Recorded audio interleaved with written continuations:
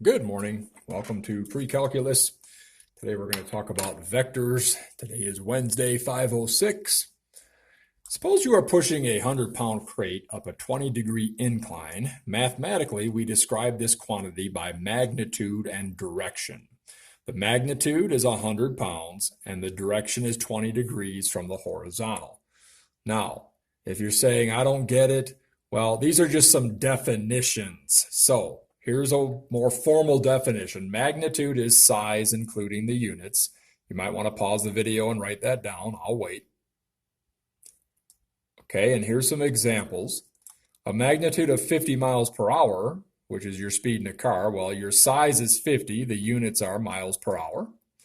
A magnitude of 25 degrees Celsius, your size is 25, your units are Celsius.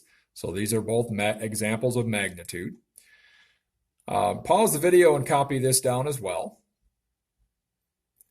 Okay, welcome back. Vector quantities are simply vectors, are quantities that have both magnitude and direction. Scalars have magnitude only. So here's an example. If you've got a vector, if you're driving 50 miles per hour due north, now you've got a vector. See, before you just had a magnitude. Magnitude, there's your size, there's your units. But if you throw in direction, now you've got a vector.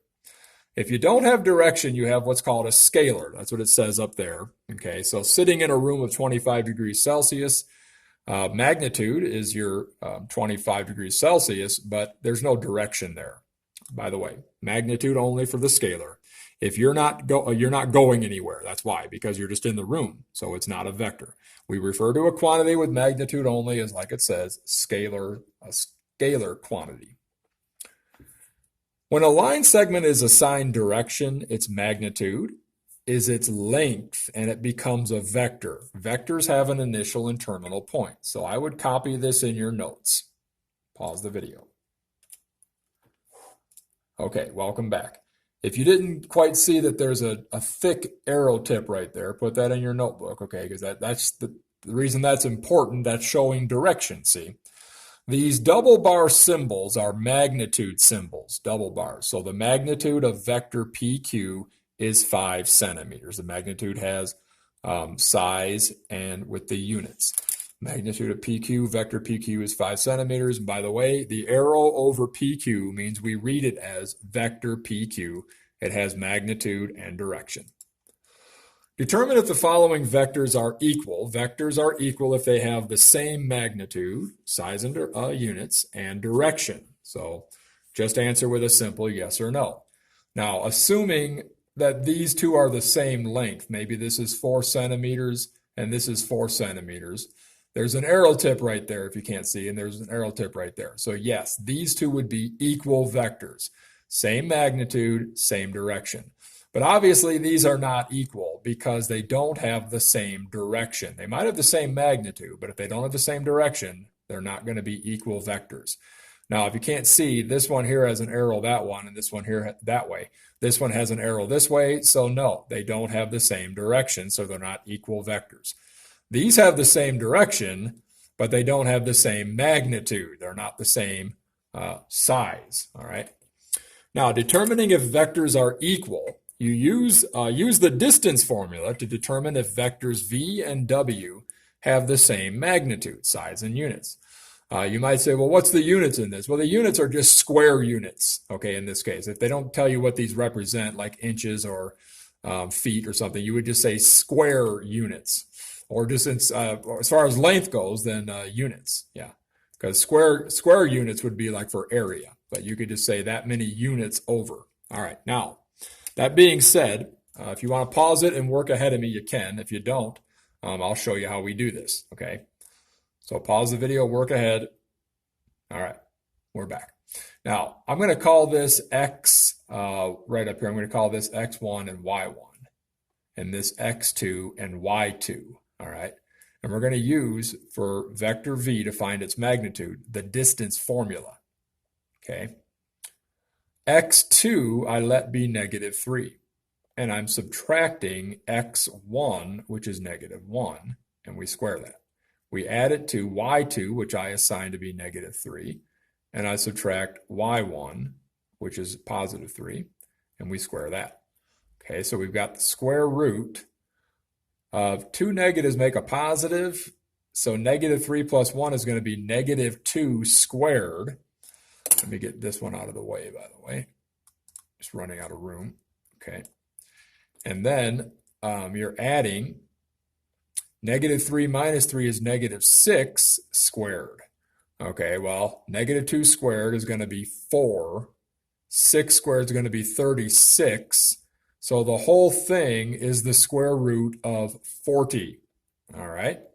Now let's test the other one over here. Okay, and we just do the same process.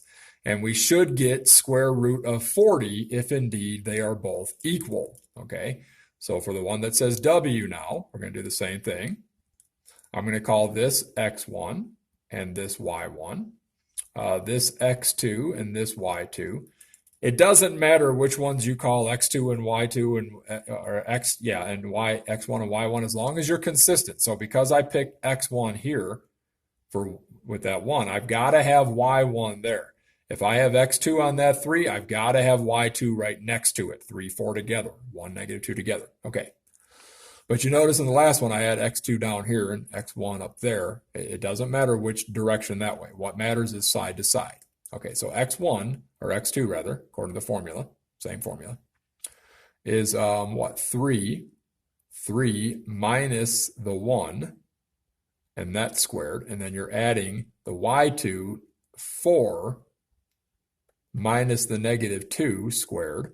Well, 3 minus 1 is going to be 2 squared plus 4 plus 2, two negatives make a positive, is going to be 6 squared. And that's going to be the square root of 4 plus 36, which is also the square root of 40. Okay, so we would say in this case, yes. Okay, they have the same magnitude. They both come out to be the square root of 40, or if you found that square root, about 6.325. But just because they have the same magnitude doesn't mean they're equal vectors. They have to have the same direction. You might be looking at this and saying, well, I can see visually they have the same direction.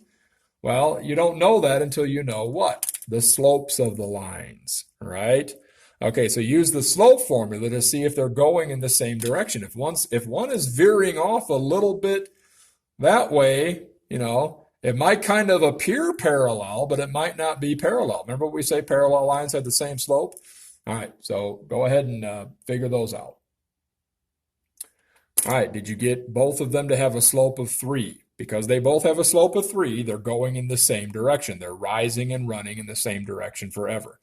If you didn't get 3, let's do this real quick. How about if I let Y2 be negative 2? So negative 2 minus 4 up here. And that means X2 would be 1 minus 3. And that's giving me negative 6 over negative 2, which is a slope of 3. On the other one, negative 3 minus 3.